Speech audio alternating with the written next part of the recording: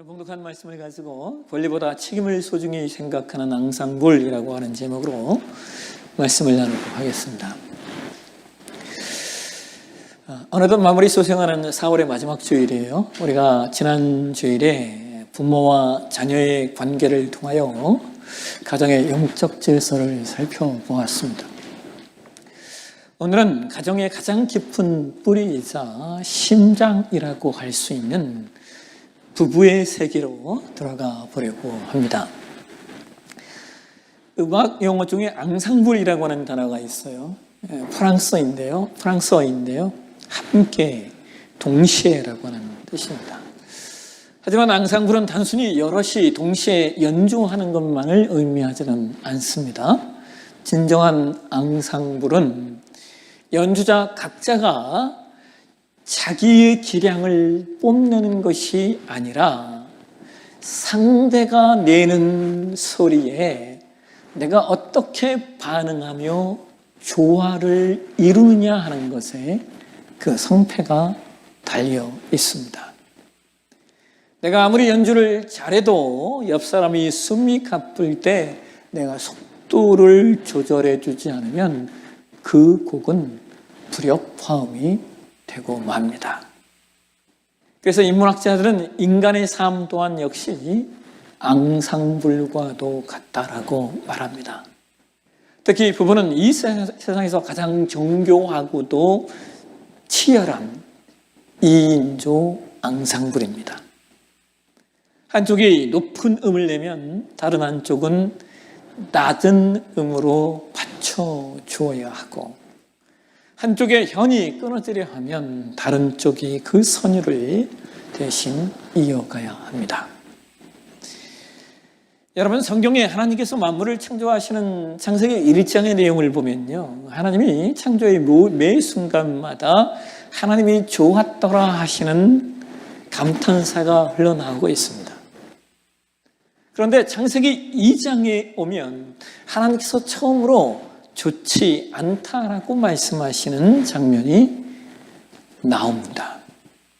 그것이 바로 창세기 2장 18절입니다. 창세기 2장 18절 말씀을 한번 보실까요? 우리 함께 같이 한번 읽도록 하겠습니다.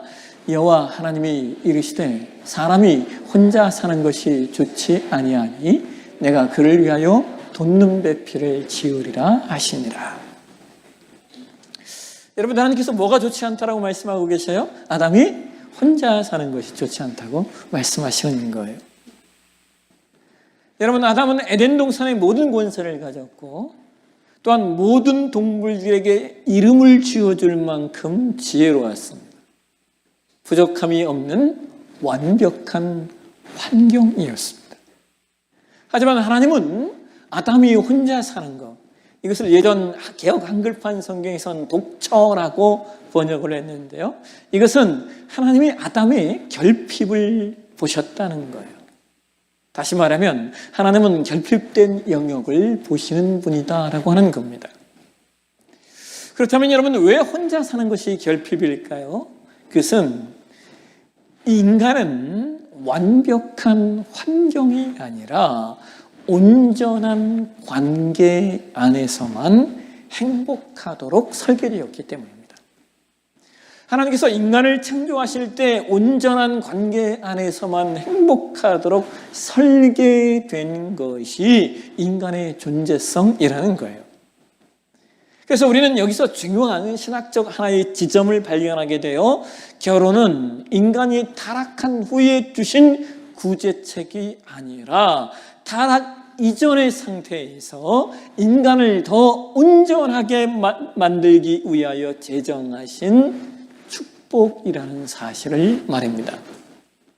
즉, 부부는 서로의 부족함을 비난하기 위하여 만든 것이 아니라 서로의 존재를 통하여 하나님의 형상을 완성해 가기 위하여 부름을 받은 언약적 파트너라는 것입니다.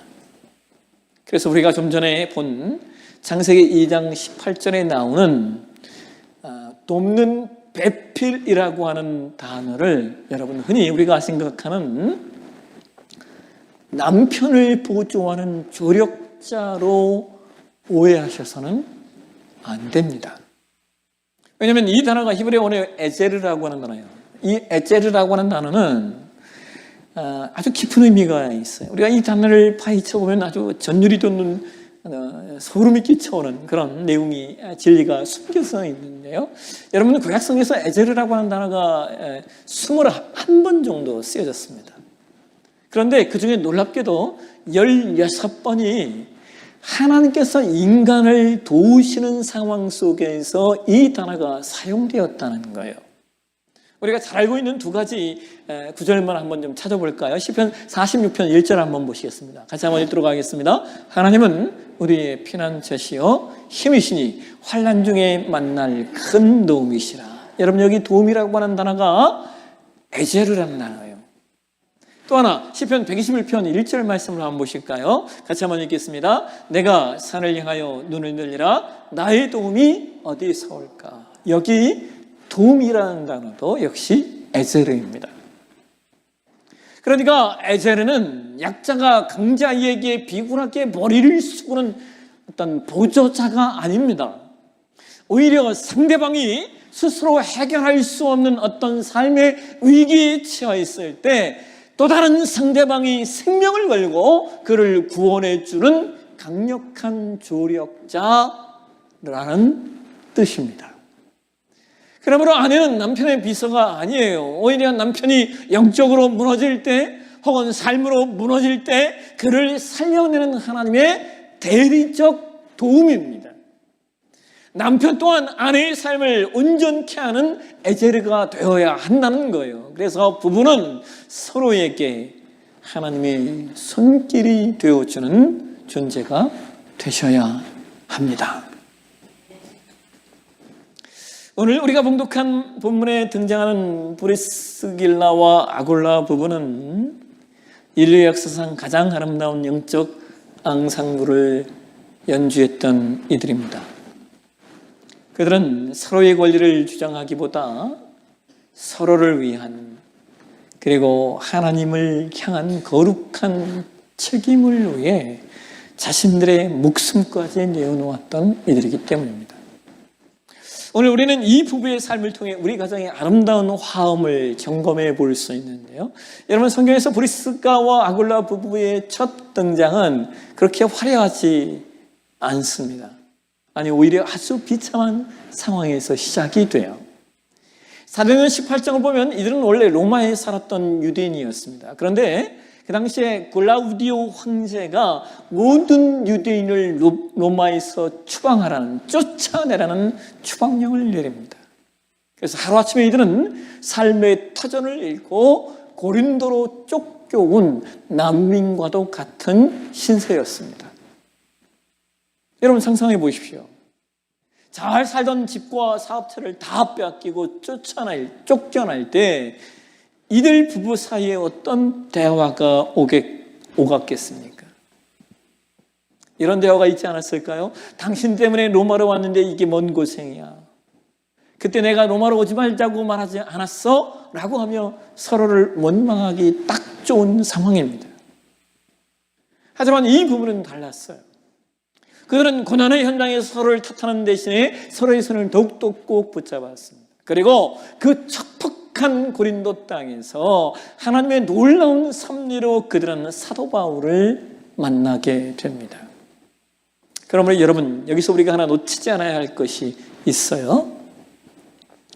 때로 우리 삶에 불어오는 광풍과도 같은 고난은 부부를 갈라놓는 쐐기가 아니라 하나님이 예비하신 새로운 사명으로 인도하는 통로가 된다는 사실을 우리가 놓치지 않아야 합니다.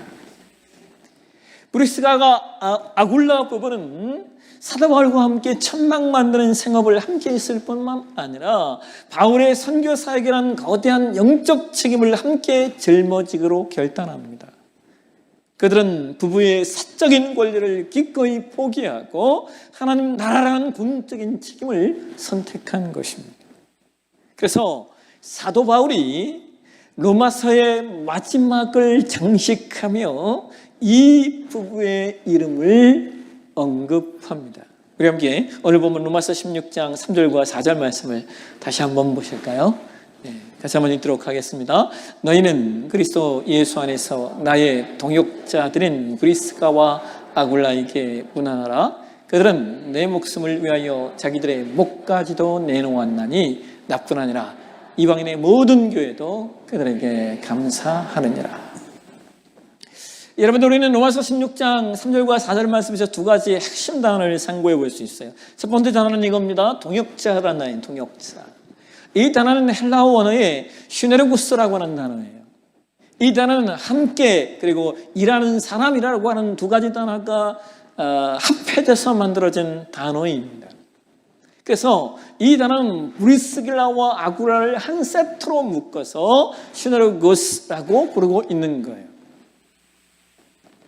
이들은, 이러한 부부는 단순히 한 침대에서 잠을 자고 한 상에서 밥을 먹는 것만이 아닙니다. 부부는 하나님께서 창조 시에 부부라는 존재를 창조하시고 설계하신 근본적인 목적을 가지고 있다는 거예요. 그것은 하나님의 꿈을 위해 함께 땀을 흘리고 함께 비전을 공유하는 언약적 파트너라는 거예요. 이것이 부부에게 부여된 가장 영광스러운 권리이자 책임이라는 것입니다. 두 번째 단어는 목까지도 내놓았나니라고 하는 단어인데, 여기 내놓다라고 하는 단어가 하나원의 이 단어가 티데미라고 하거든요. 티데미. 근데 이 단어는 단순히 어떤 물건을 내어놓다 혹은 물건을 내려놓다라고 하는 수준이 아니에요. 이 단어는 목숨을 바치다, 헌신하다라고 하는 뜻을 가지고 있어요. 그래서 이 단어가 신약성경에서 또 어디에 쓰여졌냐면, 예수께서 요한복음 10장 11절에 나는 선한 목자라, 선한 목자는 양들을 위하여 목숨을 버리거니와 라고 말하실 때, 버리거니와 라고 하는 단어가 원어의 티데미라고 하는 단어입니다. 그래서 부부는 서로를 사랑하는 방식이 예수님이 우리를 사랑하신 방법과 같은 거예요. 다시 말씀드릴까요? 부부는 서로를 사랑하는 방식이 예수님이 우리를 사랑하신 방법과 같다는 거예요. 상대의 생명을 지키기 위하여 자신의 가장 소중한 권리인 생명을 제단 위에 올려둘 수 있는 것이 부부라는 것입니다. 그런데 여러분, 오늘날 우리가 살고 있는 이 세상의 부부관계는 어떠합니까? 여러분, 세상에서 왜 이렇게 우리가 브리스가와 아굴라처럼 사는 것이 힘이 들까요? 왜 우리는 서로를 위하여 목을 내놓기는커녕 서로의 목소리를 높여 싸울 때가 더 많은 것일까요? 여러분, 심리학에요, 자기중심적 편향이라고 하는 개념이 있어요. 자기중심적 편향. 이 개념은 이런 거예요. 인간은 자신의 수고가 실제보다 크게 보이고 타인의 헌신은 당연한 것으로 축소해서 보는 경향이 있다는 거예요. 이게 자기중심적 편향입니다. 그래서 남편이 이렇게 말하는 경우들이 많이 있어요. 내가 밖에서 얼마나 고생했는데, 내가 얼마나 고생해서 돈 벌어오는데 집에서 나를 이렇게 대우했어. 반면에 아내는 뭐라고 말합니까? 내가 하루 종일 애들 보고 살림하느라 얼마나 진 빠지는데 당신이 이 정도는 해야 되지 않아? 자신의 권리를 주장합니다. 서로 모두 자신의 권리를 주장하기 때문에 더 이상 대화가 되지 않는 거예요. 여러분, 심리학자들은 이것을 뭐라고 말하면 권리의식의 함정이라고 말해요. 내가 대접받아야 할 권리가 비대해지면 배우자는 나의 필요를 채워줘야 하는 채무자가 된다는 거예요. 나의 권리가 비대해지면 비대해지는 것만큼 배우자는 나에게 빚을 더 많이 진 사람이 되는 거예요. 채무자가 돈을 갚는 건 당연한 일이니 고마워할 게 뭐가 있겠습니까? 아니, 오히려 조금이라도 못 갚으면 화가 나고 난리가 나는 것이죠. 교회 여러분, 나의 권리는요, 이 나의 권리와 나의 책임 사이에 우리는 늘 고민해야 돼요. 권리는 오히려 나를 고립시킵니다. 반면에 나의 책임은 오히려 우리라고 하는 부부를 하나로 묶습니다. 오늘 본문 속의 브리스가와 아굴라 부부가 위기 속에서 더 단단할 수 있었던 이유는 나의 보상이 아니라 우리의 사명을 먼저 보았기 때문이에요. 여러분, 부부가 권리만을 주장하고 책임을 강조하지 않을 때 생기는 세 가지 치명적인 독소가 있습니다. 첫 번째는요, 관계의 거래화예요. 당신이 이만큼 해줬으니 나도 이만큼 한다라고 하는 식의 계산이 시작돼요. 하나님의 은혜가 지배해야 할 복음적 가정이 차가운 시장 바닥으로 변질되는 겁니다. 두 번째는 정서적 고립이에요. 책임을 지지 않고 권리만을 주장하는 배우자 곁에서 상대방은 깊은 고독을 느낍니다. 한 지붕 안에 살지만 마음은 말리나 떨어져 있는 정서적 이혼 상태에 빠지게 돼요. 세 번째는 영적 동력을 상실하게 됩니다. 오늘 본문의 브리스가와 아굴라 비유가 바울을 통해 서로를 위해 목숨까지 내놓을 수 있었던 이유는 서로에 대한 책임감이 신뢰라는 단단한 바닥을 만들었기 때문입니다. 하지만 권리만 다투는 부부는 위기에 닥치면 서로를 탓하며 각자 도생하려 합니다. 결국 사탄이 가장 공격하기 좋은 분열된 성벽이 되고 마는 것입니다. 자, 여러분, 여기서 우리는 하나의 아주 재밌는 관전 포인트가 있어요. 오늘 보면 3절을 한번 다시 보실까요? 3절을 다시 보면 여러분, 누구의 이름이 먼저 나옵니까? 그래서 성경이 뭐라고 말해요?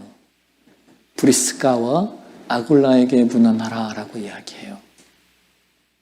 여러분, 브리스가는요, 브리스길라의 애칭이에요. 브리스길라를 브리스가라고 애칭으로 불렀어요. 그만큼 사도 바울과 그 부부의 관계가 깊은 가까운 관계였다는 것이죠. 그런데 재미있는 것은 성경에 이 부부의 이름이 6번 나오는데 그중에 4번이나 아내인 브리스길라의 이름이 앞에 나온다는 거예요. 여러분, 이것이 왜 재미있는 관전 포인트냐? 당시에는 철저한 가부장제 사회였습니다. 그런 사회에서 이건 상상도 할 수 없는 일이에요. 이것은 오늘날 우리의 모습으로 치면요, 남편 이름 대신 아내의 이름이 집 앞 문패에 적혀 있는 것과 같은 거예요. 여러분, 제가 성장하는 과정에서 저희 어머니에게 간혹 저에게 하셨던 말이 있어요. 잊혀지지 않는 표현이에요. 저한테 뭐라고 말씀하시냐면, 밴댕이 소갈딱지같이 살면 안 된다. 밴댕이 소갈딱지같이 살면 안 된다. 안 된다. 이 이야기를 하셨어요. 아무래도 저희 어머님이 저를 보실 때 그런 성향이 있다고 생각을 하셨는지 하여튼 이 얘기를 많이 하셨어요. 아니면 남편을 보면서 느꼈던 감정을 저한테 전달하셨던지. 사실 제가 늘 이 부분을 고민해요. 나가 속이 좁구나 라는 생각을 제가 사소합니다. 제가 며칠 전에도 저희 아내와 함께 운동하러 나갔다가 아내의 말에 제가 삐져가지고 혼자 집으로 돌아왔습니다. 제가 이렇게 밴댕이 소갈딱지 같은 존재입니다. 근데 여러분, 만약 남편 아굴라가 이 밴댕이 소갈딱지 같은 남편이었다면, 남자였다면 어땠을까요? 이렇게 말하지 않았을까요? 여보, 바울 선생님한테 말 좀 해줘. 왜 자꾸 당신 이름을 내 앞에서 나 사람들 보기에 창피해서 못 살겠어 라고 말하지 않았을까요? 하지만 아굴라는 그러지 않았습니다. 그는 아내가 자신보다 영적 은사가 더 뛰어남을 인정했습니다. 그리고 아내를 빛나게 해주는 조력자의 책임을 기쁨으로 감당했습니다. 여러분, 브리스길라와 아굴라가 서로에게 대한 권리 이전에 책임을 다하며 영적 원팀이 되었을 때 그들의 가정은 단순히 두 사람이 사는 집을 넘어 하나님의 전초 기지가 됩니다.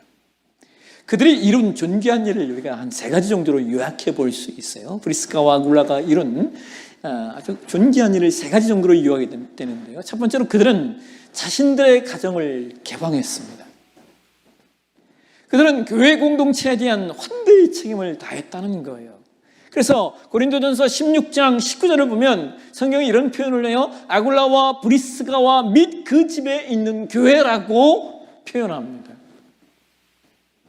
그러니까 그의 가정이 교회같이 그렇게 가정을 오픈해서 생활을 했다는 거예요. 여러분, 부부 중에 어느 한쪽이라도 나의 사생활, 우리의 사생활을 중요하다라고 권리를 주장했다면 이러한 일은 불가능했을 것입니다.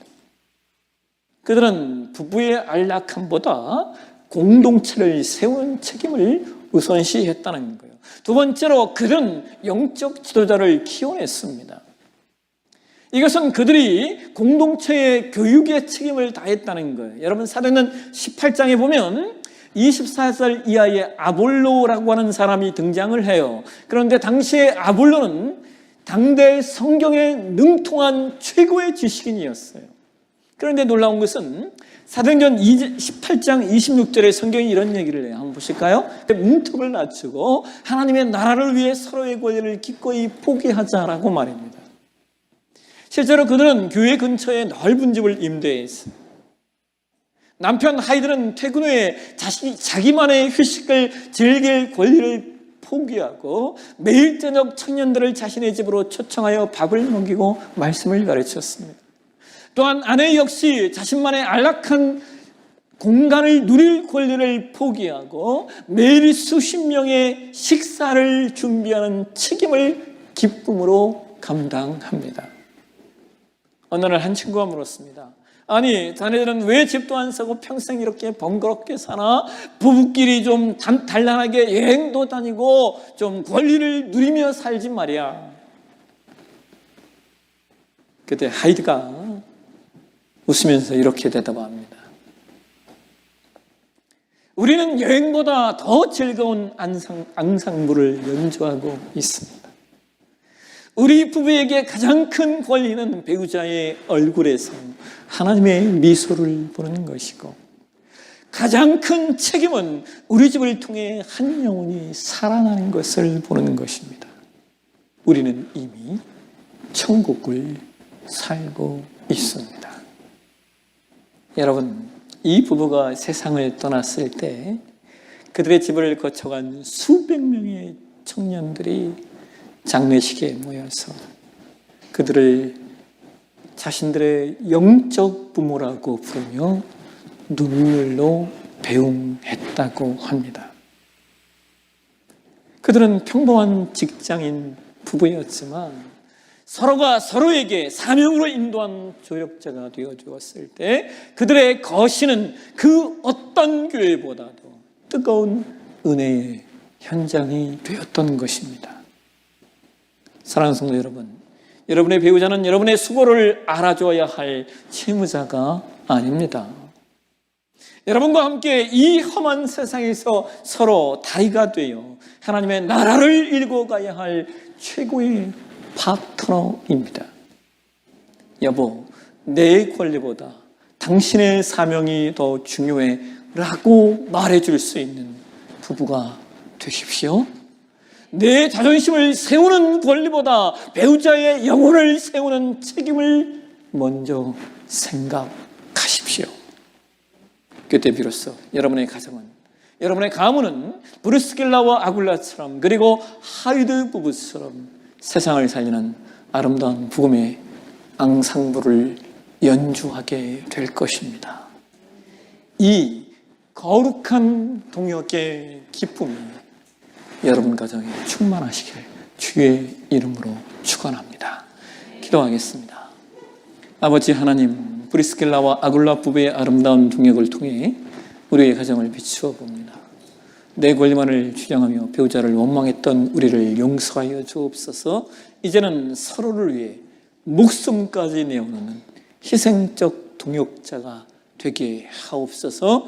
우리의 가정이 단순히 우리끼리 잘 먹고 잘 사는 것이 아니라 누군가를 살리고 세우는 하나님의 전초 기지가 되게 하옵소서. 거룩하신 예수님의 이름으로 기도하옵나이다. 아멘.